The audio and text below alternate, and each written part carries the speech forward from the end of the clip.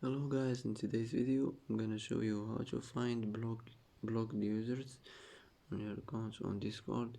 Easy and quick.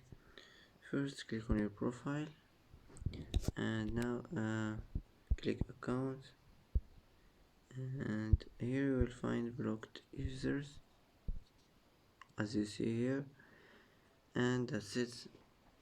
That's how to find blocked users on your account on Discord. Easy and quick, and that's it.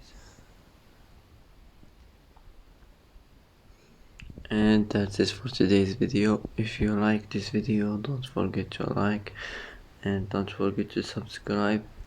I hope this video is helpful for you, and thanks for watching until the end, and see you in the next video.